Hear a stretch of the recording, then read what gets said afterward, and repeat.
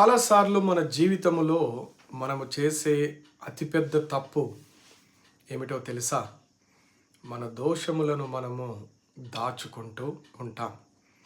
మన పాపములను, మనము చేసిన అతిక్రమ క్రియలను మనము దాచిపెట్టుకొని వాటిని ఎవ్వరికీ చెప్పకుండా, ఎప్పుడూ గుర్తు చేసుకోనకుండా, ఎక్కడనో రహస్యమైన హృదయ స్థలములలో వాటిని ఉంచుకొని జీవిత కాలము వాటి వలన మనము లోపల దుఃఖిస్తూ ఉంటాం. అవి చేసే బాధ, అవి గుర్తొచ్చినప్పుడల్లా లోపల ఏడుస్తూ ఉంటాం.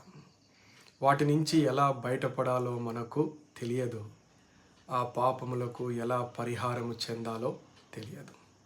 ఇలానే మనిషి తన జీవితకాలం అంతా పాపము యొక్క భారముతో మునిగిపోతూ, ఆ మోయలేని ఆ బహుభారమైన జీవితము జీవిస్తూ ఉండి కాలములో కలిసిపోతూ ఉంటాడు.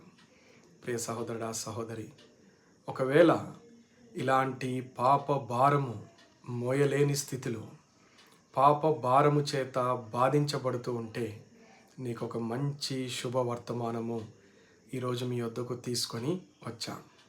ఆ శుభవర్తమానము ఏమిటి అంటే, నీ పాప భారమును తొలగించే దేవుడు ప్రభువైన యేసు క్రీస్తు వారు. నీ దోషములను కప్పుకొనక యేసు ప్రభువారి సన్నిధిలో నీ దోషములను ఒప్పుకొనుము. నీ పాపములకు క్షమాపణ వేడుకొనుము.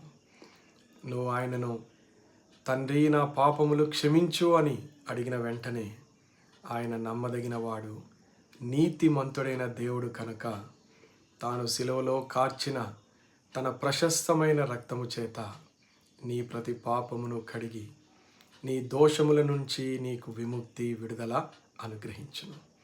నీ పాపమును తీసివేయును, నిన్ను నీతిమంతునిగా చేయును. నీ హృదయము సంతోషముతో, ఉల్లాసముతో గంతులు వేయును. నీ దినదిన జీవితము ఎంతో ఆనందమయముగా ఉండును. ఈరోజే, ఈ క్షణమే ప్రభువైన యేసు క్రీస్తు వారి సన్నిధిలో నీ పాపములను ఒప్పుకొనుటకు ప్రార్థన చేయము. దేవుడు నీ ప్రతి పాపమును క్షమించుటకు సిద్ధముగా ఉన్నాడు. ఆమేన్.